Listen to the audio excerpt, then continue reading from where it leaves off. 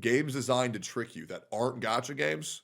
Who's Lila is a game about a man who cannot control his own face. Freaky! You as the player have to stretch and contort his face into the correct facial expression for each social scenario. The front desk lady tells you to have a nice day. You gotta smile. Your friend got sent to the principal's office. You gotta look shocked. The police... Dude, I remember I was hanging out. This is not who you're thinking of. I was hanging out with this incredibly autistic guy who didn't know how emotions worked.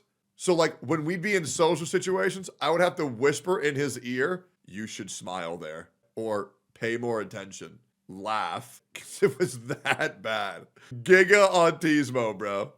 question you about the disappearance of a classmate, and you gotta hold back a shit-eating grin. The more you play, the more these weird habits and inconsistencies start to pile up, and the more you realize that not only is William lying to those around him, but also directly to you. That sounds awesome. I will also be talking about Dave the Diver in this video, so get ready for it sounds so cool. There's something so intrinsically satisfying about getting tricked in a video game. Like, just when you think you know what's going on, the curtain is drawn back and you're played for a fool. It's that game of cat and mouse between player and developer that I live for. Can I predict their tricks? Can they keep me on my toes? Will I ever play the Yakuza games? Who knows? That's the fun part. Hell in no. Animal Well, dude, I want to play Yakuza, but there's just something stopping me. I think I would enjoy the shit out of it, but they're just so fucking long, bro. Fighting, no weapons. The items you unlock. Like, if a game is under 20 hours, I'm in there. When it tells me this game requires 180 hours to complete, I'm just like, good, bro, that's a fucking job. That's 4 work weeks. That is so long. Are children's toys. Instead of the fucking god of the sun, you fight a chameleon and a doggo. It's like stepping into the whimsical imagination of a small child. Until shit gets real. Oh no. Yeah, that's your uncle at the Christmas party. Relaxing, serene gardenscapes set the stage perfectly for sudden, nerve-wracking nightmare fuel. It's very similar to Europe in that way. Oh, this is gonna be Damn, so that looks pretty nice as fuck. and relaxing and... Akira! But that's not really the trick with this game. You see, in most Metroidvania games, when you walk into a room, you see some ledge you can't reach or a door you can't pass through, and you're forced to ignore it until 5 hours later you get an item. Neuron activation! Like sprinting at Mach 10 to get the fresh hot pocket out of the beeping microwave. It's the most exciting and satisfying thing on the planet to rush back over and finally get through that one spot. Animal Well takes a different approach. I will say, love Hollow Knight. I beat it. I got an ending. However, the amount of backtracking in that game is fucking ridiculous. I am not a guy who enjoys going back through places that I've already been to a million fucking times, nor do I feel like getting PTSD that I can't go to my nearby 7-Eleven without using Google Maps. I am the world's most confused direction man on earth, bro. I make Zoro's comedic trait seem like an actual, like, realistic thing to happen. I don't know why I'm so bad at directions, but it's honestly humiliating. It literally gives me self-consciousness when I go on stream and chat's like, so where do we go, Baldy? Yep, waiting on it.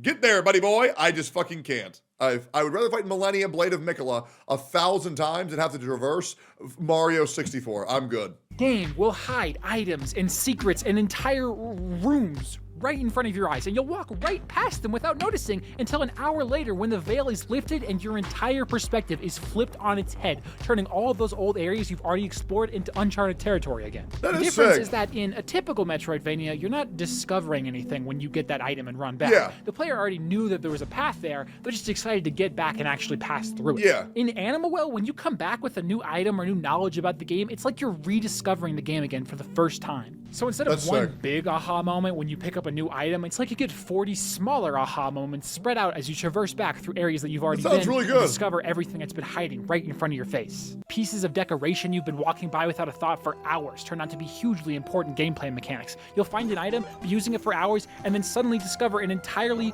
new use for it. And it's like you just got another item all over again. It reminds me of when I was 14 and I discovered the Pringles can sponge latex glove combo, thus changing my entire worldview forever. The game begs the player to discover its secrets at their own pace, in their own order, and in their own way. They desperately want you to find sequence breaks and your own solutions to puzzles. And likewise, they don't give a shit if you miss anything at all. Like, huge swaths of the well are completely unnecessary to beat the game, as well as almost half of the items, all of the eggs, etc. That knowledge that the game is hiding shit from you is what fuels the hunt. Damn. I developed an imaginary rivalry with developer Billy Basco, where every time I found his little secret or skipped his little puzzle, I'd dance around my room in triumph. Yes, yes, suck my dick, Billy Basco. Yes, I win. But really, it was Billy who won. This is exactly what he Fuck wanted you, his players to Dawei! do. This is a game where there is no right answer, no correct path or sequence of events. Me every time I win the mystery opens 50-50. up 20 more. There's also a kangaroo. Oh, hi, you look friendly. The big trick with Dave the Diver is how it actually has almost nothing to do with diving at all. You sign up for a cozy little game about catching clownfish only to find out that it's actually... I almost don't want to watch this because I got no idea. I've been told this game is impeccable. Like fucking phenomenal, and I've never given it a proper chance. I've played for an hour max, and that's because I have a Twitch bounty, but I heard this game was amazing. Plus, I'm the main character. About exploiting child labor, underground gambling rings, and illegal chop shops. But you know who doesn't exploit child labor? Really? Factor 70. Yeah! Factor! The serene blue core. Wait, do you have a code? Let me double check. Use code StellarFeb50 for 50% off. Hell yeah, dude. The serene blue coral reef as a blanket of calm envelops you in an instant. The gentle waving of seaweed and swarming of fish invite the player deeper and deeper into the game's gentle embrace. As the pressure on Dave increased, I could physically feel the pressure on me lift away.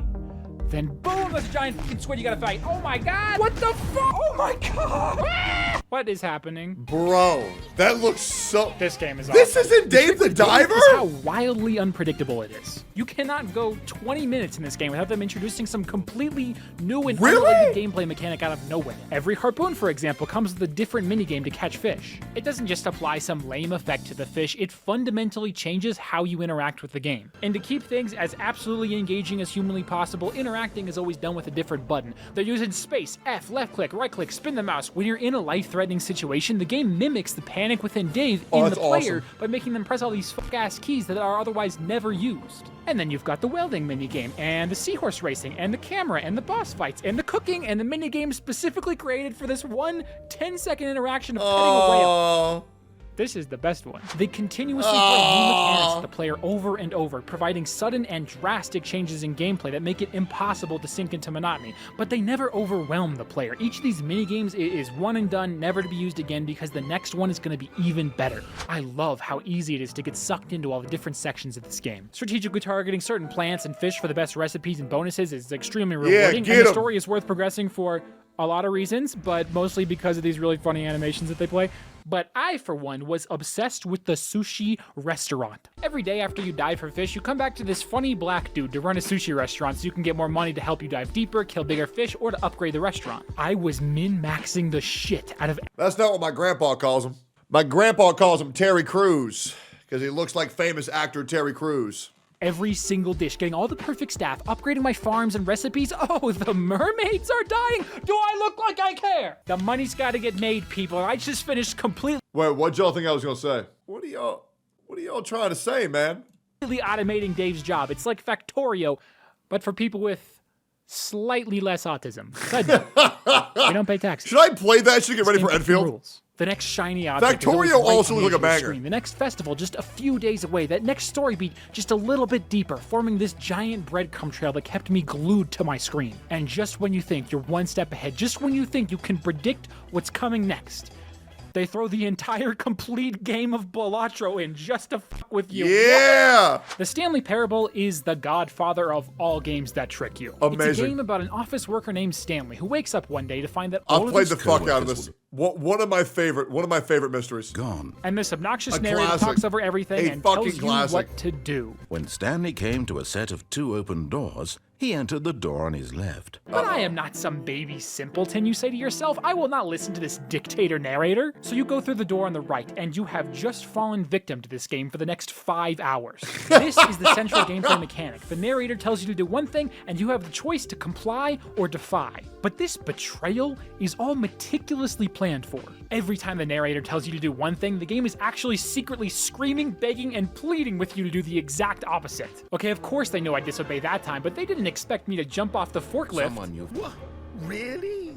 I was No in the way. middle How of did they something. know? Nah, no way they're expecting this one. This is unintentional. At first, Stanley assumed Come he'd- on. Okay, fine. I'll do nothing. I'll literally do nothing. But Stanley simply... This is a game designed It's so to screw good. with you. There isn't a single path you can take, item you can interact with, or room you can... Yeah, but the game didn't expect me to kill myself in real life. Ah! It appears the player has killed himself. Truly, this does happen sometimes when experiencing the peak masterpiece that is Stanley Parable. God damn it! As my spirit leaves from my body. Yeah, take this, narrator. Ah! Enter where the developer hasn't planned 8 steps ahead of you. I remember I just had this big ass grin on my face the entire time I played this. Every time I planned something, they'd call me out on it. Every time I tried to defy them, turns out they already knew I was gonna do that 11 years ago. You heartless bastard. It really does feel like the game is reading your mind sometimes. Maybe I'm just a stupid American, The but broom I feel closet like was all humans crazy. as a species want to break the rules sometimes. It's liberating. The Stanley Parable plays with that innate desire by literally blasting this narrator over the intercom and telling us what to do, and then giving us the choice to say, screw you, I do what I want, which is the exact moment that they pull the rug right out from under you. And then there's the sequel that comes out. It looks just like a console port remaster with better lighting, right? Well, that's exactly what it is for a while, until, oh my god, they hid an entire separate game here disguised as a remaster. It's a trick inside of a trick inside of another trick, and as I was writing this script, I realized, wait a minute, this whole game is a trick. Yep. The point of this entire game wasn't just to make some funny meta narrator interactions, it was a meta commentary on the entire video game industry as a whole. In the original, it was about the illusion of choice and free will in games where all endings are predetermined, and Oh, bro, the illusion of choice and dialogue options is one of the worst things that gacha games have. Where it's like, oh, Traveler, what do we do? We should go right now. Or, we should go right now faster. And you still go the same speed. It's like, oh, man, can we save him? Yes. Or, yes, faster. It's like, what's the point? the sequel is about the never-ending re-releasing They all both have them? games. I know, but you know what game has really good dialogue? Mass Effect. Mass Effect and Fable, 2 beautiful series where your choices actually matter. And that's all I want to feel like, is that I'm doing these things, and these things that I'm doing matter. And I feel like that's something that developers really just don't want to do, and it's a shame. Changing relationship between developers and players. I'm not even playing the game right now, and they just Or got Detroit me Becomes again. Human, yeah. God damn it! Dave the Diver hit all of these gameplay mechanics and mini-games, Animal Well hit half the map, and Hyperlight Drifter hides its story. What the fuck is that? When I first Never heard played of this this. back in high school, there was no story. It was just a pretty game about killing slimes and looking badass doing it. And that's because to actually get the full story, you really have to take your time and observe the game. What There's no the fuck? dialogue or exposition, just the dilapidated remains of a once powerful civilization whose technology far surpasses what the locals utilize today. Some great calamity allowed titans to ravage the land, and you are dying. Our character starts the game in a I hate when that hospital, happens. uncontrolled with retching of blood and collapsing into violent nightmares. This happens to me too sometimes, just with different content. They're not real. They're not real. Their spines can't move like that. It's not real. And what do you do when you find out you're dying? You search for a cure. When I first played this game, all of that went completely over my head, probably because it was being streamed to me over Parsec by my friend with 8 seconds of input lag. But as far as I understood at the time, you're just this dude who runs around looking for crystals so he can get the big crystal, and there's a giant demon guardian who keeps giving us nightmares to try and stop us. I thought it was pretty surface level interesting, and there was some nice evocative art, and that was it. Until I learned that the developer almost died making this game. Alex What Preston, the the creator fuck? of Hyperlight Drifter, made this game on his deathbed. He suffers from a very serious heart condition and a load of other issues that have left him in and out of hospitals for his entire life. When he Jesus. started working on Hyperlight Drifter, he was literally hospitalized because he had lost so much weight that his life was in danger. He worked on the Kickstarter for just a few hours a day on his laptop in the hospital with what little energy he could muster. The fear of death was baked into this game from its very inception.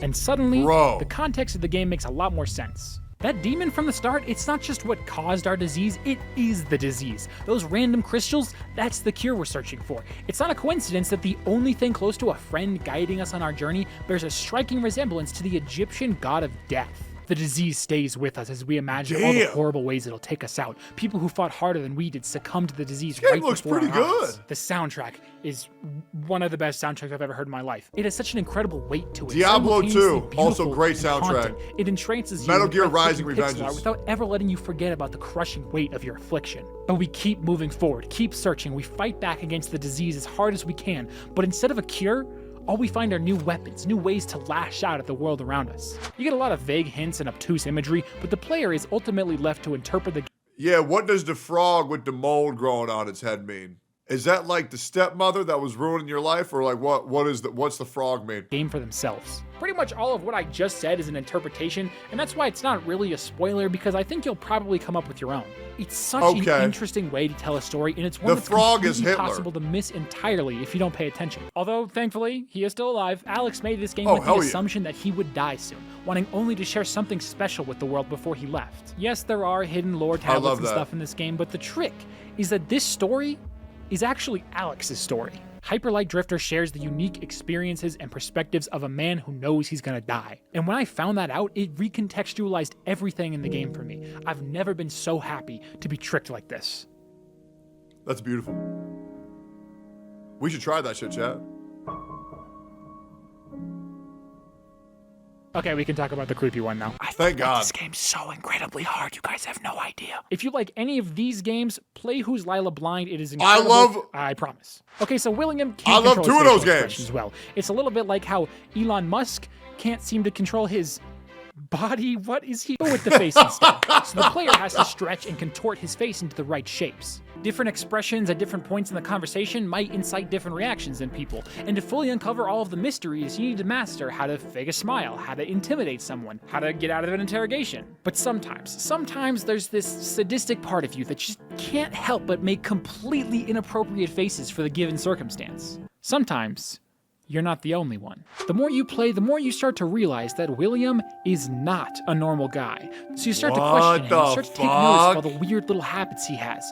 What are his connections to this cult leader that died in a fire? Why do I have to take the trash out every morning? Why does he try so desperately to forget this girl? Why do I have to contort his face for him? And at the forefront of all of it, who's Lila? And in this questioning, the game's story begins to unfold. They hide their secrets everywhere, in Twitter accounts, in the Steam page, in this fucking demon window that gets downloaded to your desktop and reacts dynamically to events happening in game.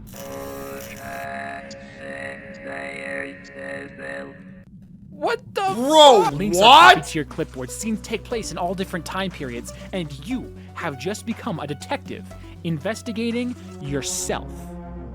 The crazy trick with this game is that the killer is you. Or maybe it's not. Maybe I just tricked you. Who's Lila is provocative, it is horrific, and it's really, really hard not to spoil, which is why I can't actually talk about it for much longer. I've left at least 3/4 of the game completely untouched. If you think it looks interesting, I highly recommend it. As well as all of the games I talked about in this video. The theme with tricking things was just kind of like a cute way to stitch them all together and make it perform better with the YouTube algorithm. But really, there were just 4 games that I played recently and really liked and I wanted to talk about. Thank you guys so much for the continued The video was a lie and none of this meant anything. Dude, great video, bro. I might go play that shit right now, to be honest. That shit looks good as fuck.